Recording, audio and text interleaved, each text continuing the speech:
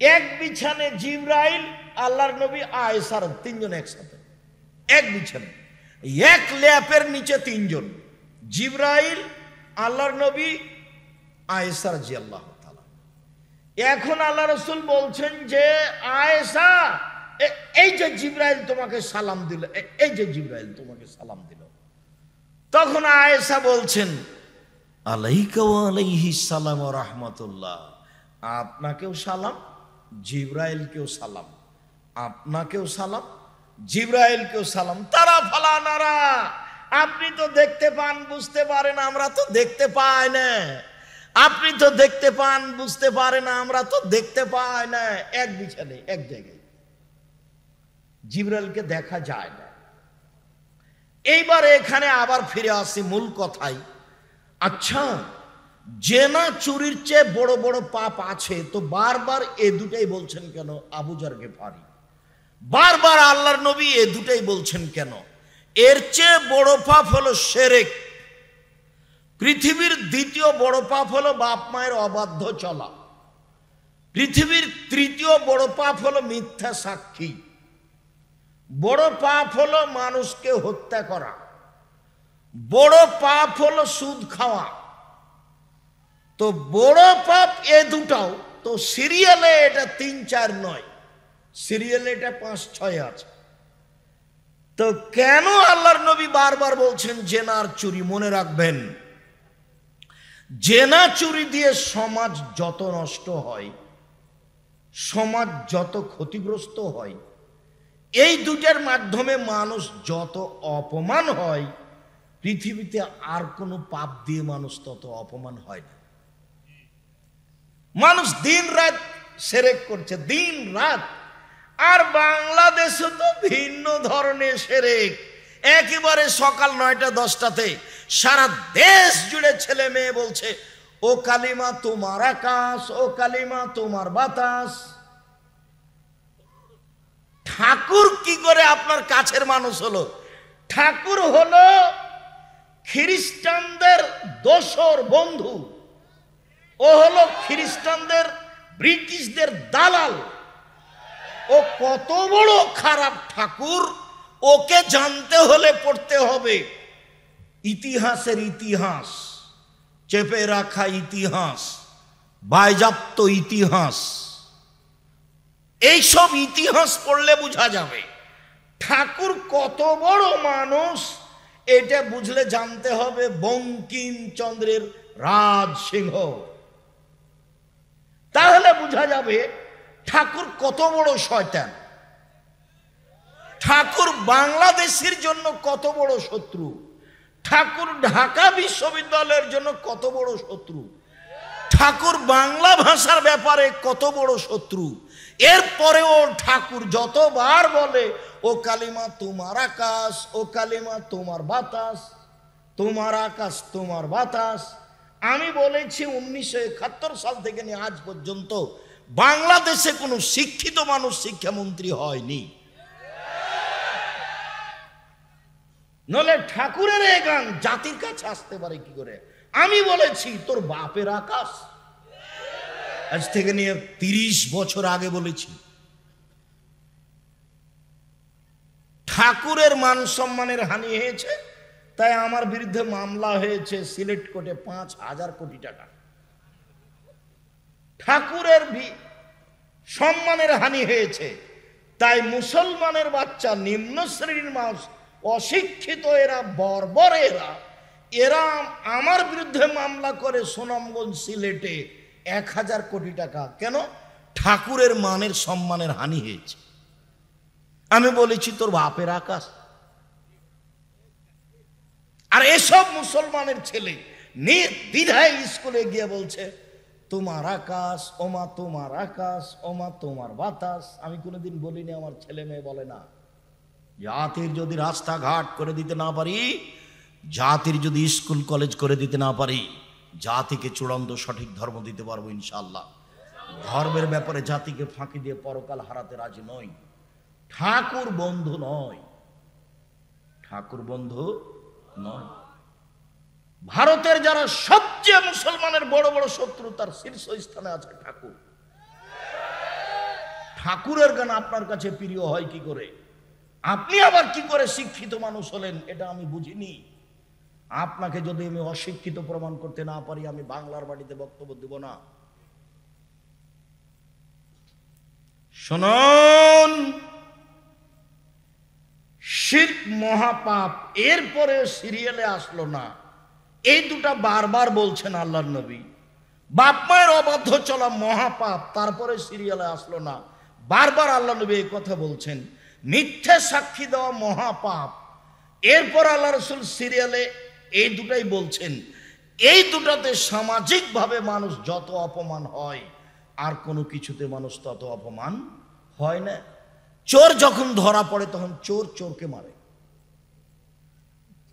জেনার লোক যখন ধরা পড়ে তো আর একজন জেনাকার বলে যে শয়তানকে পিটা মারকে। এই দুটা পাপ। বাপ মায়ের অবাধ্য চলছে, দিন রাত করছে, সমস্যা নেই। শিরক করছে ছেলে মেয়ে নারী পুরুষ, একবারে বাংলাদেশের মাটিতে হন্যে হয়ে শিরক করছে, বেহিসাব নির্দ্বিধায় ভালো মনে করে করছে। এটা তো আবার কুমিল্লা মানে নোয়াখালীর পাশে আছে, এটা স্বাভাবিক। এদের কাছে শিরক স্বাভাবিক, শিরক কোনো পাপ নয়। সম্মানিত দিনী ভাই বোন, বলছিলাম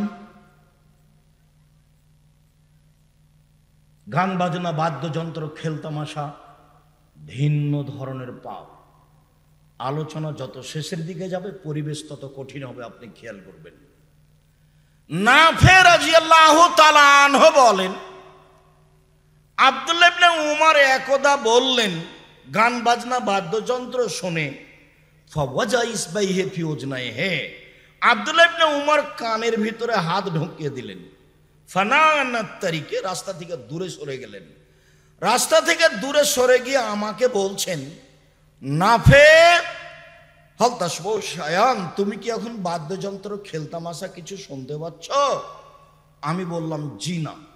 আমি যখন না বললাম তখন তিনি ফারাফা ইসবাইহি মিন উজনাইহি, তার দুই কান থেকে তিনি আঙ্গুল সরিয়ে নিলেন।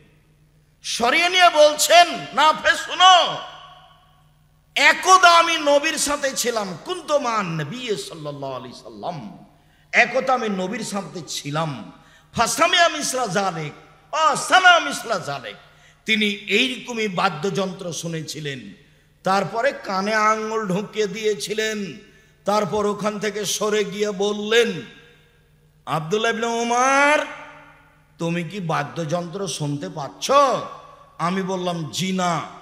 তখন তিনি তার কান থেকে আঙ্গুল সরিয়ে নিলেন।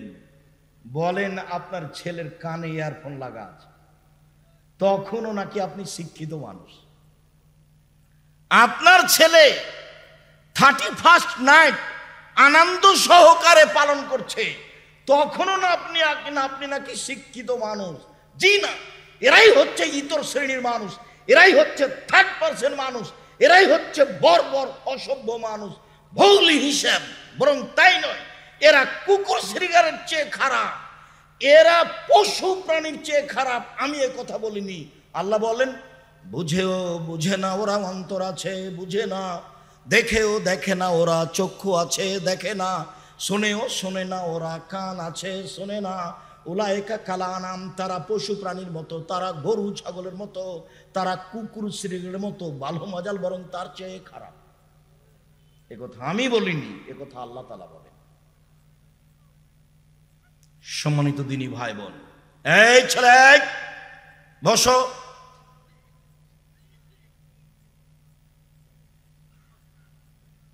আমি কোনোদিন এটা মানিনি, মানব না। আপনার ভাইয়ের কিভাবে চলে সেটা আপনাদের ব্যাপার। ঘৃণা একে করেছি, করবো ইনশাআল্লাহ। সম্মানিত দিনী ভাই বোন, যদিও আমি চেষ্টা করছি জাতিগতভাবে একে উপেক্ষা করা, একে উৎখাত করা, জাতির কাছ থেকে চেষ্টা চালিয়ে যাচ্ছে।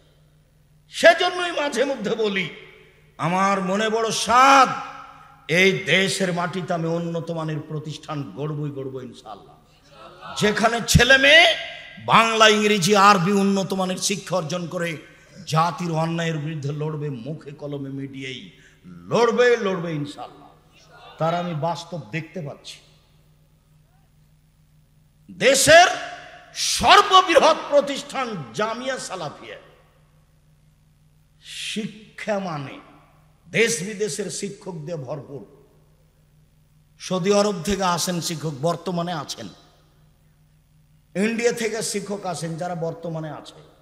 দেশের যারা আছে, খালি ভর্তি পরীক্ষায় গতকালকে উপস্থিত হয়েছিল প্রায় সব প্রতিষ্ঠানে 2,5-3 হাজার মতো। একটা প্রতিষ্ঠানে উপস্থিত হয়েছি, তো পাগড়ি পরায় যেগুলো হাফেজ, 3-4টা হাফেজ পাগড়ি পরাচ্ছে। তো শেখ জোহানি, মোহাম্মদ জায়েদ আল জোহানি, সাবেক প্রফেসর মদিনা বিশ্ববিদ্যালয়, মদিনেরই মানুষ। তা আমাকে বলছে যে আব্দুর রাজ্জাক, আপনি আপনার প্রতিষ্ঠানে ছেলেদেরকে পাগড়ি পরান না কেন? আমি বলছি যে অন্তত 50 জন হবে হাফেজ এক বছরে, 50-55 জন। একটা মাদ্রাসাতে হিফখানাতে যত ছাত্র আছে তত ছাত্র ওখানে কোরআন হিজ করে এক বছরে, তাই কয়টার পাগড়ি পরাবেন? মঞ্চে নিয়ে এসে মঞ্চ ভর্তি হয়ে যাবে, মানুষ বসবে কোথায়, এগুলো কি করবে কোথায়? যার কারণে সাধারণত এটা করা হয় না। শিক্ষা মানে শিক্ষক গুণে দেশ বিদেশের বড় বড় শিক্ষক, আয়াতনে বিশাল প্রতিষ্ঠান। আপনার বাড়ির পাশে যেটা, সেটা এটা প্রায় এখন 100 বিঘা জমির উপরে। রূপগঞ্জ, নারায়ণগঞ্জ, ঢাকা, কাঞ্চন ব্রিজ বাণিজ্য মেলার পিছনে প্রায় 100 বিঘা জমির উপরে। যেটা রাজশাহীতে সেটা প্রায় 40 বিঘা জমির উপরে। যেটা মহিলা শাখা সেটা প্রায় 60 থেকে 70 বিঘা জমির উপরে। দিনাজপুরে প্রায় 20 বিঘা জমির উপরে। এরকম 8-10 বিঘা জমি আছে ফেনীতে, এইভাবে 8-10 বিঘা জমি আছে ময়মনসিংহে, এইভাবে 8-10 বিঘা জমি আছে কুষ্টিয়াতে, এরকমই কাছাকাছি পরিমাণ জমি আছে যশোরে, এইভাবে কিছু জমি আছে বগুড়ায়। প্রায় দেশে জামিয়া সালাফে গড়বে সময়ের ব্যবস্থা ইনশাআল্লাহ, ব্যবধানে ইনশাআল্লাহ। এইরকমই জমি আছে আপনার এতে ওই চট্টগ্রাম শহরে, ইনশাআল্লাহ সময়ের গতিতে সব ব্যবস্থা হবে। বরিশালে চলমান রয়েছে। আমি আপনার দুয়ার দিকে খালি চেয়ে আছি। দেশের সর্ববৃহৎ প্রতিষ্ঠান জামিয়া সালাফিয়া, শিরক মুক্ত প্রতিষ্ঠান জামিয়া সালাফিয়া, বিদআত মুক্ত প্রতিষ্ঠান জামিয়া সালাফিয়া, হিংসা মুক্ত প্রতিষ্ঠান জামিয়া সালাফিয়া, দল মুক্ত প্রতিষ্ঠান জামিয়া সালাফিয়া, সংগঠন মুক্ত প্রতিষ্ঠান জামিয়া সালাফিয়া। একসাথে বসে আছে 65-70 জন শিক্ষক। কেউ কারো ব্যাপারে মুখ খুলতে পারবে না। দল সংগঠনের কথা কেউ মুখ দিয়ে বের করতে পারবে না। যে আমি বলেছি, জেহেনটা অন্তরটা খাটো করবেন না, মনটা ছোট করবেন না, জেহেনটা প্রশস্ত রাখবেন, কারো বিরুদ্ধে মুখ খুলবেন না। কেউ যদি ধুইয়া ছেড়ে দেয় তবু মুখ খুলবেন না। দেখছেন না কিছুদিন আগে কেমন ধুয়ে দিল, খুব ভালোভাবে দেখলেন। এসব পাতা আমাদের পড়ার প্রয়োজন নেই। আমি কোনোদিন পিছন দিকে দেখি না কি আছে, দেখা লাগে না। আর কোনো কাজ চিন্তা ভাবনা করা লাগে না, এর সামনে দাঁড়িয়ে আছে তাই করি, আলহামদুলিল্লাহ। এতদিন 32 লক্ষ টাকা বেতন লাগছিল মাসে, 32 লক্ষ টাকা বেতন। প্রত্যেক দিন বিকালে লেবার মিস্ত্রি বিল 30,000, 40,000, 50,000, 1 লাখ এরকম আছে প্রত্যেক দিন। জমি কিনা তো আছেই। এইখানে যেটা আপনার রূপগঞ্জ, নারায়ণগঞ্জ মসজিদ যে অংশ শুরু হয়েছে, তার পাইলিং খরচ আছে প্রায় 2 কোটি টাকা, মেঝে ঢালাই আছে প্রায় 2 কোটি টাকা। যান দেখে আসেন। এই যে 13-14 সম্মেলন আছে, যাবেন, মনটাকে ফ্রি করে যাবেন। দেখা দরকার নিজের জিনিস, সঠিক আকীদার জিনিস। বিশাল প্রতিষ্ঠান, আলহামদুলিল্লাহ, সঠিক আকীদার মানুষ। আমি চেষ্টা চালিয়ে যাচ্ছি, আল্লাহ তুমি কবুল করো। আল্লাহ। বলছিলাম সম্মানিত দিনী ভাই বোন, আল্লাহর নবী কানে আঙ্গুল দিয়ে গান বাজনা থেকে সরে গেলেন। সেই গান বাজনা আপনার দোকানে চলে, আপনাকে কেন খারাপ লাগে না? আপনার চরিত্র ইহুদি খ্রিস্টানের সাথে কেন মিলে গেল? হিন্দুদের সাথে কেন মিলে গেল? আপনার বিবাহ শাদীতে গান বাজনা বাদ্যযন্ত্র কেন চলে? আপনাকে খারাপ লাগে না কেন? আপনার চরিত্র হিন্দুদের সাথে মিশে গেল কিভাবে? আল্লাহ রাসূল এই কথাই বলছেন। একটু আবু মালিক আশআরী রাদিয়াল্লাহু তাআলা আনহু বলেন, রাসূল সাল্লাল্লাহু আলাইহি সাল্লাম বলেছেন, লা ইয়াসরাবান্না নাসু মিন উম্মতি আল খামরা, আমার উম্মত মদ খাবে, ওয়াইসমুনা হবে গেরে ইসমেহা, নাম দিবে অন্য। এই কথাটা আপনাকে একটু স্পষ্ট করি। আমি কিন্তু বহুদিন থেকে বলে আসছি, সেটাই হলো পেপসি, ঠান্ডা, কোকাকোলা, আরসি। এক শ্রেণীর মানুষ বলেছেন না এটা নয়। তখন আমি বলেছি আচ্ছা ঠিক আছে, 1 মিনিটের জন্য 5 মিনিটের জন্য ধরে নিলাম যে ঠান্ডা, পেপসি, কোকাকোলা, আরসি নয়, তো সেইটা কোনটা আপনি একটু বলেন না। আল্লাহর নবী যে বললেন আমার উম্মত মদ খাবে, নাম দিবে অন্য, তো বলেন সেটা কোনটা। আপনি যদি বলেন সেটা ইয়াবা, তাহলে ঠিক হবে না। কেন? সবাই বলে এটা মদ। আপনি যদি বলেন সেটা হিরোইন, তাহলে এটা ঠিক হবে না। কেন? সবাই বলে এটা মদ। আপনি যদি বলেন সেটা গাঁজা, তাহলে ঠিক হবে না। কেন? সবাই বলে এটা মদ। আপনি এমন নাম বলেন যেটা মানুষে খাচ্ছে মদ, অথচ নাম দেওয়া আছে অন্য, সেটা বলে কোনো কথা নাই। শুধু খালি বিরোধিতা, বিরোধিতা তো অভাব নাই। আমি বললাম 7 ভাগে কুরবানি চলবে না 7 পরিবারে, এমন ভাবে বলছে যেভাবে, কে বলছে চলবে না, দিয়ে হাদিস 2-4টা মেরে দিচ্ছে। ও যে হাদিস 2-4টা মেরে দিচ্ছে, আমি আব্দুর রাজ্জাক বিন ইউসুফ, আপনার হুজুরের চেয়ে আমার মেধা বেশি নয়, তবে আমি চর্চা করি বেশি। আপনার হুজুরেরই মেধা বেশি। আমি তো 27 বছর থেকে ফতোয়া লিখছি, 16 সাল থেকে ফতোয়া বোর্ড পরিচালনা করি। আমি যখন ফতোয়া বোর্ডে বসি, তখন আমার সামনে বড় বড় বিদ্বান, ইন্ডিয়া জামিয়া সালাফে বানারসের হেড মুহাদ্দিস, যিনি বুখারীর শিক্ষক, তিনি আপনাদের জামিয়া সালাফে বুখারীর শিক্ষক, তিনি আমার সামনে বসে থাকেন। যারা মেধায় আহলে হাদিসের সর্বোচ্চ, জামিয়া সালাফে বানারস থেকে মদিনায় গেছেন, মদিনায় উচ্চ ডিগ্রি অর্জন করে এসেছেন, তারা আমার সামনে বসে থাকেন। আমি ফতোয়া বোর্ড পরিচালনা করি 6-7 বছর থেকে। তা আপনি কি মনে করলেন যে আমি সে হাদিস জানি না? আর আল্লাহর অশেষ রহমত, 2-1টা হাদিস মুখস্থ নেই, হাজার হাজার মুখস্থ আছে। আপনি এমনিতেই ঢাকা পড়ে যাবেন, তারপরও মনে করি যে আপনার গোড়া বহাল থাক, কিন্তু আপনাকে মনে রাখতে হবে যে আপনি ভুল পথে আছেন। 7 জনে কুরবানি আর 7 পরিবার দুটা এক নয়। আমি বলেছি 7 দিনেই আকিকা দিতে হবে, 14 দিনে 21 দিনে হাদিস ঠিক নয়। কেন আপনার মেজাজ এরকম হয়? সঠিক উপরে যায় না কেন? যাওয়া উচিত, ভাবা উচিত। সম্মানিত দিনী ভাই বোন, বলছিলাম যে আপনি বের করেন না সেটা কোনটা, যে মানুষে মদ খাচ্ছে, নাম দেওয়া আছে অন্য। এই পর্যন্ত বাক্যতে যা আছে আছে। এইবার হাদিস কিন্তু বুখারী মুসলিম, দেখেন বাক্য সামনে বাড়ছে, কত জটিল।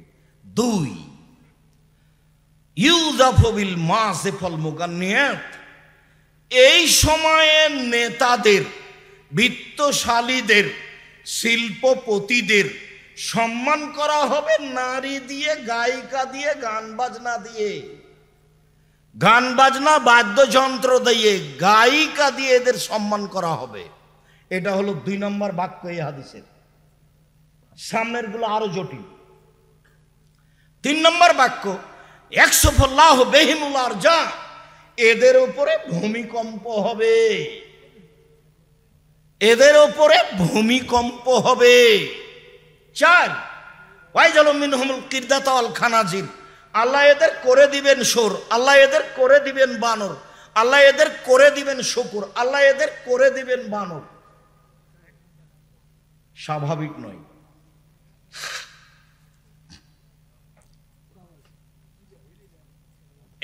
এক, মদ খাবে, নাম দিবে অন্য। 2 গায়িকা ও বাদ্যযন্ত্র দিয়ে শিল্পপতি নেতাদের। 4 এরা হয়ে যাবে শোর, এরা হয়ে যাবে বানর। আল্লাহ এদের করে দিবেন শুকুর, এদের করে দিবেন বানর। আল্লাহ এদের করে দিবেন শুকুর, এদের করে দিবেন বানর। দেখেন আব্দুল্লাহ ইবনে আব্বাস রাদিয়াল্লাহু তাআলা আনহু বলেন, রাসূল সাল্লাল্লাহু আলাইহি সাল্লাম বলেছেন, লা ইউবাইয়াতান্না কওমুন মিন হাযিহিল উম্মাহ আলা তামিন ওয়া শারাবিন ওয়া লাহাবিন ফায়াসবাহু ফামাসাকু কিরদাতানা খানাজিরা। আমার উম্মতের এক শ্রেণীর মানুষ রাত অতিবাহিত করবে মদ নিয়ে, গায়িকা নিয়ে, বাদ্যযন্ত্র খেলতামাশা নিয়ে। আমার উম্মত রাত অতিবাহিত করবে গান বাজনা নিয়ে, বাদ্যযন্ত্র নিয়ে, খেলতামাশা নিয়ে, গায়িকা নিয়ে। এরা সকাল করবে। যখন এরা সকাল করবে তখন এরা নিজে নিজে হয়েই যাবে শুকুর, এরা হয়ে যাবে বানর, এরা হয়ে যাবে শোর, এরা হয়ে যাবে বানর। আল্লাহর নবী বলছেন আল্লাহ ওদের করে দিবেন শুকুর, আল্লাহ ওদের করে দিবেন বানর। মনে রাখবেন, এই ছেলে কারো গায়ের উপরে হাত দিয়ে থাকবে না, রেডি হও। এমন কোনো পাপ নাই দুনিয়াতে যেই পাপের পরিণাম শোর হয়ে যাওয়া। দুনিয়াতে জেনা নয়, চুরি নয়, ডাকাতি নয়, সুদ নয়, ঘুষ নয়, মানুষ হত্যা নয়, অথচ মানুষ হত্যা মহাপাপ। আল্লাহ বলছেন কেউ যদি একজন মুসলমানকে হত্যা করে সারা পৃথিবীর মানুষকে হত্যা করলো, এইভাবে আল্লাহ বলছেন কোরআন মাজিদে। এরপরেও যদি মানুষ মানুষকে হত্যা করে অন্যায় ভাবে, ফলাফলে ও শুকর হয়ে যাবে, এই কথা আল্লাহ নবী বলেননি। কথা বুঝাতে পারিনি মনে হয়। গান বাজনা বাদ্যযন্ত্রে লিপ্ত হলে, খেলতামাশায় লিপ্ত হলে ও হয়ে যাবে শুকর, ও হয়ে যাবে বানর। কি করে আপনি 31st নাইট মানতে পারেন এইভাবে? এই ছেলে মেয়ের বাপ মা যদি অশিক্ষিত না হয় তাহলে অশিক্ষিত কে? এরাই হলো ইতর শ্রেণীর মানুষ, এরাই হলো নিম্ন শ্রেণীর মানুষ, এরাই হলো অসভ্য বর্বর মানুষ। জাতির যদি রাস্তাঘাট করে দিতে না পারি, জাতির যদি স্কুল কলেজ করে দিতে না পারি, জাতিকে চূড়ান্ত সঠিক ধর্ম দিতে পারবো ইনশাআল্লাহ। ধর্মের ব্যাপারে জাতিকে ফাঁকি দিয়ে পরকাল হারাতে রাজি নই। কোন সাহস দেখে আপনি মুসলমানের ছেলে মেয়ে হয়ে এই খ্রিস্টানদের 1 তারিখকে আপনি মানতে যান? কি দেখাতে চান আপনি? কি বুঝাতে চান আপনি? দেশের কি করতে পারেন আপনি? জাতির কি করতে পারেন আপনি? মেয়ে নাচিয়ে, পটকা ফুটিয়ে, আতশবাজি করে আপনি জাতির কি করতে পারেন? ইহুদি খ্রিস্টানের সাথে মিশে যে আপনি কি করতে পারেন? রাসূল সাল্লাল্লাহু আলাইহি ওয়াসাল্লাম দুঃখ করে বলেছেন কিছু কথা, যে একটু পরে বলছি। আনাস রাদিয়াল্লাহু তাআলা আনহু বলেন, রাসূল সাল্লাল্লাহু আলাইহি সাল্লাম বলেছেন, একুনু মিন বাদি ফি হাযিহিল উম্মাহ খাসফুন ওয়া মাসখুন ওয়া কাযফুন। আমার উম্মতে ভূমিকম্প হবে, আকার আকৃতি পরিবর্তন হবে, সমস্যা নেমে আসবে। 3টি পাপের কারণে 3টে বিপদ নেমে আসবে। 3টি পাপের কারণে 3টে বিপদ নেমে আসবে। বিপদ 1, ভূমিকম্প হবে। বিপদ 2, সন্ধ্যায় থাকবে মানুষ, সকালে হবে শুকর। সন্ধ্যায় থাকবে মানুষ, সকালে হবে বানর। একবারে হুবাহু বানর হয়ে যাবে, হুবাহু শুকর হয়ে যাবে, শোর হয়ে যাবে। যারা গান বাজনা খেলতামাশা বাদ্যযন্ত্রে মত্ত আছে, যারা নাচ গানে মত্ত আছে, তারাই। সব হাদিস একই রকম।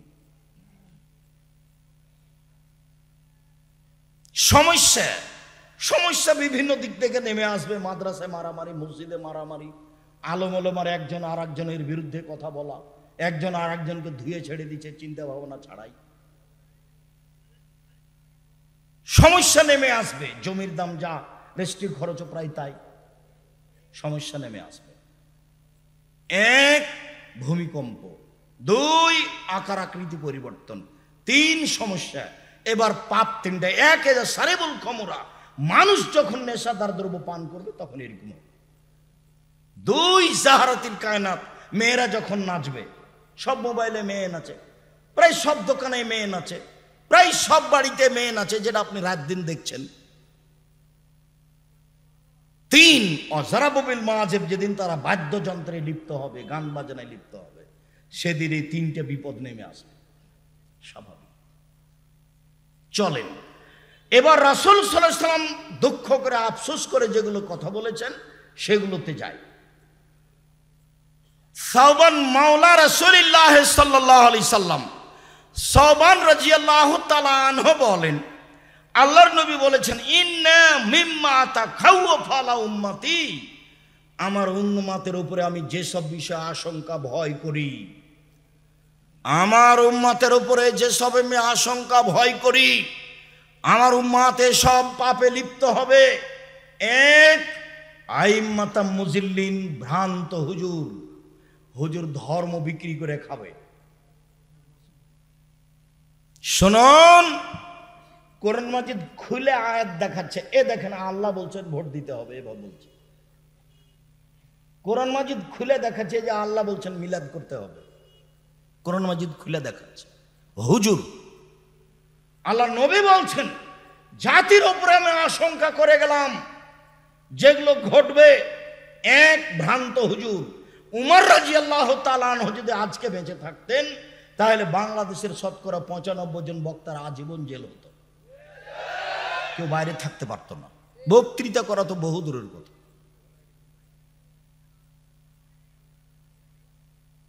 অবাক হতে হবে আপনাকে। আমি একবার কাটিহার, বিহার, ইন্ডিয়া বক্তব্য দিতে গেছিলাম, তো বক্তারা সব উর্দু ভাষায় বক্তব্য দিচ্ছে। 7টায় আমি পৌঁছেছি, সন্ধ্যা 7টায়। 11টার সময় আমি মঞ্চে গেছি।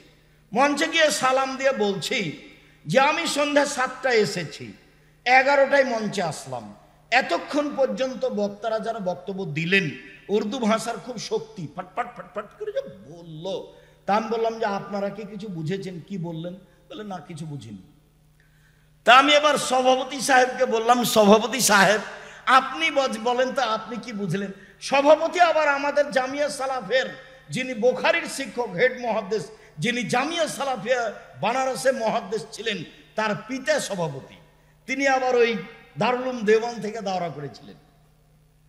আপনি কিছু বুঝলেন? বলছে আমিও কিছু বুঝিনি। তো তাহলে এবার আমি বলি, আমি সন্ধ্যা 7টা থেকে নিয়ে 11টা পর্যন্ত বক্তব্য শুনেছি, আমি একটাও বুঝিনি। কি যে বললেন হুজুর, আল্লাহই ভালো জানে। তা আমি তো তাকে কোরআন হাদিসের কথা বলতে দেখলাম না। ওই অবস্থায় এখানে ভ্রান্ত হুজুর। 2 সাতালতাহিকু কাবাইলু মিন উম্মতি সাতাবুদু কাবাইলু মিন উম্মতি আল আওসান, আমার উম্মত মূর্তি পূজা করবে, মূর্তিকে ভালোবাসবে, মূর্তিখানায় যাবে, ছেলে মেয়ের বাপ মায়ের ছবি মূর্তি সুন্দর করে সাজিয়ে রাখবে বাড়িতে। ও নাকি শিক্ষিত ছেলে, ও হলো কুসন্তান, অশিক্ষিত সন্তান। এরকম মানুষকে কবর দিতে এসেছি। কি করে তার ছেলে বাপের কবরকে এভাবে, তার বাপের ছবিকে এভাবে সাজিয়ে রাখতে পারে, মায়ের ছবিকে এভাবে সাজিয়ে রাখতে পারে? বলে যে আমি মাকে সম্মান করছি। ভুল হিসাব, মা মারা গেছে, মাটি দিয়ে বাড়িতে ঢুকে 5 ফুট সাইজের ছবিটা টুকরা টুকরা ছিঁড়ে ফেলে মায়ের জন্য হাত তুলে দোয়া করবে কবরের পাশে। এ হলো সুসন্তান। আমার উম্মত হিন্দুদের সাথে মিশে যাবে। দেখেন, সব বাড়িতে পুতুল আছে, সব বাড়িতে কাঁকড়া আছে। নাতির জন্য পুতুল কিনে নিয়ে এসেছে, না না। নাতির জন্য একটা পট কিনে নিয়ে এসেছে, না না, সেটা ঘোড়া। নাতির জন্য একটা কাপড় কিনে নিয়ে এসেছে, তাতে আছে আপনার ওই কার্টন। যেখানে যাবেন সব ইহুদি খ্রিস্টান রাস্তাঘাট ঘিরে রেখেছে। 3 সাতালতাহিকু কাবাইলু মিন উম্মতি বিল মুশরিকিন, আমার উম্মত মিশে যাবে হিন্দুদের সাথে। নেন, এবার বিবাহ লাগলে বাদ্যযন্ত্র কাদের বাড়িতে হতো? হিন্দুদের বাড়িতে। মুসলমানের ছেলেরা দৌড়ে যেত। এখন তো প্রায় সব বাড়িতেই গান বাজে। ছেলে মেয়ের বিবাহ একবারে বাদ্যযন্ত্রের মাধ্যমে। আল্লাহর নবী বলছেন হিন্দুদের সাথে মিশে যাবে। 1 ভ্রান্ত হুজুর ধর্ম বিক্রি করে খাবে। 2 মূর্তি পূজা করবে। 3 হিন্দুদের সাথে মিশে যাবে। চলেন কাছাকাছি চলে আসি। আব্দুল্লাহ চলে এসেছে, আব্দুর রহিমও রাস্তায় কাছাকাছি। আলহামদুলিল্লাহ, আমরা আল্লাহর শুকরিয়া আদায় করি। আলহামদুলিল্লাহ, জাযাহুল্লাহ খায়ের। তাদের খিদমত আল্লাহ কবুল করুক, আল্লাহুম্মা আমিন। আপনারা আব্দুর রহিম আশা এবং বক্তব্য শেষ হওয়া পর্যন্ত ভদ্রতা বজায় রেখে বক্তব্য মূল্যায়ন করার চেষ্টা করবেন। সাদ করে দেখতে আসলেন, দেখে চলে গেলেন, এটা ভালো হবে। আসলেন ভদ্রতা বজায় রেখে বসে কথা শুনবেন, যেটা আল্লাহ রাসূলের নিয়ম। আপনিও শান্তি পাবেন, আমিও শান্তি পাব। মানুষ ইহুদি খ্রিস্টানের সাথে মিশে যাবে। আব্দুল্লাহ ইবনে উমর বলেন, রাসূল সাল্লাল্লাহু আলাইহি ওয়াসাল্লাম বলেছেন, লা ইয়াতিয়ান্না আলা উম্মতি মা তালা বানি ইসরাঈল, আমার উম্মত ইহুদি খ্রিস্টানের সাথে মিশে যাবে। হাজওয়া নাল বিন নাল, ডান পায়ের জুতা যেমন বাম পায়ের সমান। অন্য হাদিসে এসেছে ডান হাতের বিঘত যেমন বাম হাতের সমান। আমার উম্মত ইহুদি খ্রিস্টানের সাথে মিশে যাবে, চাল চলনে, পোশাক আশাকে, খাতা কলমে, শিক্ষায়, চলাফেরাতে, গাড়ি বাড়িতে, সব কিছুতে আমার উম্মত তাদের সাথে মিশে যাবে। ডান হাতের বিঘত যেমন বাম হাতের সমান সমান সমান মিশে যাবে। ডান পায়ের জুতা যেমন বাম পায়ের সমান সমান সমান মিশে যাবে। এই কথা বলতে বলতে আল্লাহ রাসূল ভাষাগত নিচে নামলেন। ভাষাগত নিচে নামতে নামতে বলছেন যে ইহুদি খ্রিস্টান যদি খোলা মাঠে মায়ের সাথে জেনা করে থাকে, আমার উম্মত মায়ের সাথে জেনা করবে। 31st নাইট কিভাবে আপনার ছেলে মানতে পারে, কিভাবে মূল্যায়ন করতে পারে? আল্লাহ রাসূল এইভাবে আফসোস করে বললেন। দেখেন না, বাপ প্রতি মাসে উমরা করে, রমজান মাসে উমরা করে, হজ করে, মাথায় টুপি আছে, মেয়ের সাথে আছে, স্কিন পায়জামা পরে আছে। এটা আপনাদের দিন রাত চোখে দেখা। দিন রাত রাস্তাঘাটে, অফিস আদালতে, কোর্ট কাচারিতে, শহরে এগুলো দেখছেন। আল্লাহ রাসূল সাল্লাল্লাহু আলাইহি ওয়াসাল্লাম এগুলো আফসোস করে বলেছেন। সম্মানিত দিনী ভাই বোন, কথার শেষে এসে বলছি, আপনাদের ভালো জানা আছে জামিয়া সালাফের সবচেয়ে বড় শাখা আদ-দাওয়া ইলাল্লাহ। আদ-দাওয়া ইলাল্লাহ দেশব্যাপী মক্তব পরিচালনা করতে চাই, যেখানে কার্যক্রম হবে কোরআন শিক্ষা দেওয়া এবং আদর্শ আকীদা শিক্ষা দেওয়া। জামিয়া সালাফের এই বড় শাখাটি দেশব্যাপী মক্তব পরিচালনা করতে চাই। এর সুবাদে জামিয়া সালাফের পক্ষ থেকে মক্তবের শিক্ষক হিসাবে বা আপনার মসজিদের শিক্ষক হিসাবে ইমামতি করার জন্য জামিয়া সালাফের পক্ষ থেকে প্রশিক্ষণ দেওয়ার জন্য ভালো ভালো শিক্ষক রাখা আছে। সারা দেশ থেকে যাবে তারা ফ্রি, আসবে তারা ফ্রি, খাবে তারা ফ্রি, বই পুস্তক পাবে তারা ফ্রি। সারা দেশ জুড়ে যারা মসজিদ মাদ্রাসার ইমাম মক্তব পরিচালনা করছে, তারা জামিয়া সালাফে প্রশিক্ষণ নিতে পারবে। প্রশিক্ষক প্রস্তুত আছেন, যাওয়া তাদের ফ্রি, আসা তাদের ফ্রি, খাওয়া তাদের ফ্রি, বই পুস্তক তাদের ফ্রি। এটা জামিয়া সালাফে পক্ষ থেকে যেটা বড় শাখা দাওয়া ইলাল্লাহ, তার কার্যক্রম এগুলি। জামিয়া সালাফের সম্মেলন এইখানে রূপগঞ্জে 13-14 ফেব্রুয়ারি। দেশের বিদ্বান থাকবেন, পাকিস্তান থেকে থাকবেন আশা করি, ইনশাল্লাহ সৌদি আরব থেকে থাকবেন, দেশ বিদেশের বিদ্বান থাকবেন ইনশাল্লাহ। অবশ্যই অংশগ্রহণ করবেন। জামিয়া সালাফের দেশ জুড়ে প্রতিষ্ঠান করতে চাই, ছেলেমেয়ের আকীদা সংশোধন করতে চাই, তারা মানুষকে পরকালমুখী করতে চায়। দেশের শিরক মুক্ত বড় প্রতিষ্ঠান জামিয়া সালাফিয়া, বিদআত মুক্ত প্রতিষ্ঠান, দল মুক্ত প্রতিষ্ঠান, সংগঠন মুক্ত প্রতিষ্ঠান, হিংসা মুক্ত প্রতিষ্ঠান, সর্ববৃহৎ শিক্ষা মানে, শিক্ষক গুণে, শিক্ষক সংখ্যায়, আয়াতনে যথাযথভাবে মূল্যায়ন করবেন আশাবাদী ইনশাআল্লাহ। আবদুল্লাহর মুখে অতীব গুরুত্বপূর্ণ কথা শুনবেন। আব্দুর রহিম আসছে, রাস্তায় আছে কি চলে এসেছে, অবশ্যই ভদ্রতা বজায় রেখে কথাগুলি শোনার এবং মানার চেষ্টা করবেন। আল্লাহ আমাদের আপনাদের তৌফিক দান করুক, আল্লাহুম্মা আমিন। উপস্থিত দিনী ভাই বোন সকলের কল্যাণ কামনা করে জামিয়া সালাফিয়ার জন্য আন্তরিকভাবে দোয়ার অনুরোধ রেখে আপনার আহাল পরিবার আপনার অর্থ সম্পদের জন্য দোয়া করে আজকের আলোচনা এখানেই শেষ করছি। আল্লাহ আমাদের যারা মারা গেছে তুমি তাদের কবরের শাস্তি মাফ করো, আমরা যারা অসুস্থ তুমি তাদের আরোগ্য দান করো, আমরা যারা বেঁচে আছি তুমি তাদেরকে তোমার রাসূলের পদ্ধতি অনুযায়ী চলার তৌফিক দান করো। এই দাবি, এ দাওয়া, এ দোয়া রেখে আজকের কথা এখানেই শেষ করলাম। সুবহানাকা আল্লাহুম্মা ওয়া বিহামদিকা আশহাদু আল্লা ইলাহা ইল্লা আনতা আস্তাগফিরুকা ওয়া আতুবু ইলাইক। আসসালামু আলাইকুম। ব্যস্ততা দেখাবেন না। আলহামদুলিল্লাহ